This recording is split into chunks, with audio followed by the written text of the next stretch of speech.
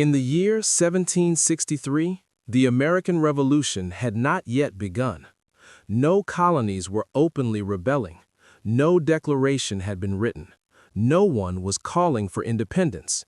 And yet, by the end of that year, the foundations of British rule in North America had fundamentally changed. 1763 did not create the United States, but it made the United States possible. To understand why, we must begin not in America, but in a war that reshaped the entire world. A global war with American consequences. From 1756 to 1763, Europe and its empires were consumed by what historians call the 7 Years' War. Despite its name, this was not a regional conflict. It was the first truly global war in modern history. Battles were fought across Europe, the Caribbean, Africa, India, and North America. In North America, the conflict was known as the French and Indian War. British and French forces, along with their indigenous allies, fought for control of territory, trade routes, and imperial dominance. When the war ended in 1763, Britain emerged victorious. France lost nearly all of its North American possessions east of the Mississippi River. Spain ceded Florida to Britain. On paper, Britain had won everything. In reality, Britain had inherited a problem it could barely manage. Victory without stability.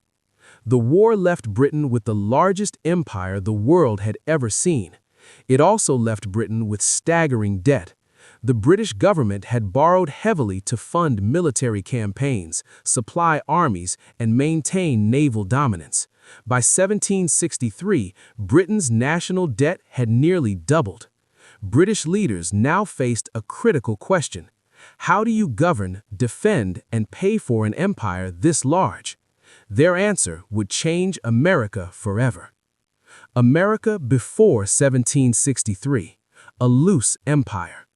Before 1763, Britain's colonial colonies operated with remarkable autonomy. Colonial assemblies controlled local taxation. Colonists elected representatives. Imperial laws existed, but enforcement was inconsistent. This system is often described as salutary neglect. Britain benefited from colonial trade, while colonies governed themselves with minimal interference.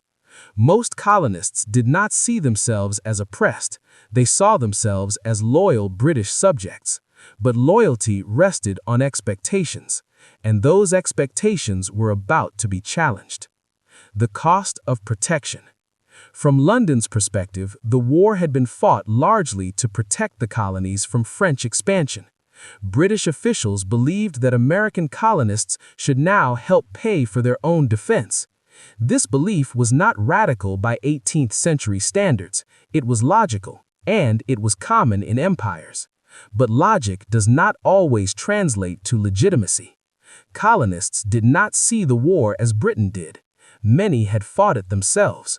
Many had lost homes, farms, and family members.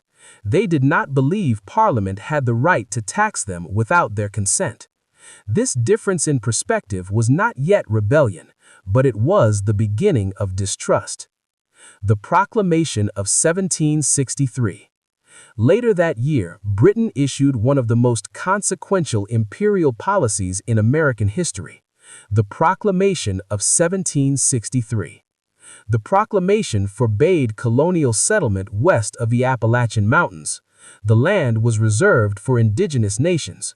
British officials hoped to prevent further conflict and reduce military costs. From London's perspective, this was a practical decision. From the colonial perspective, it was a betrayal. Colonists had fought the war expecting access to Western land. Land meant opportunity. Land meant wealth.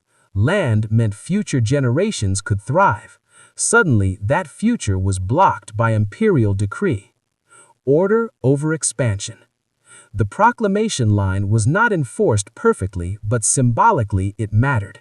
It marked a shift in imperial priorities. Stability over expansion, control over autonomy, order over colonial ambition. For the first time, many colonists began to feel that British authority was no longer aligned with their interests. This did not produce immediate rebellion, but it produced something more dangerous: suspicion. A changing relationship.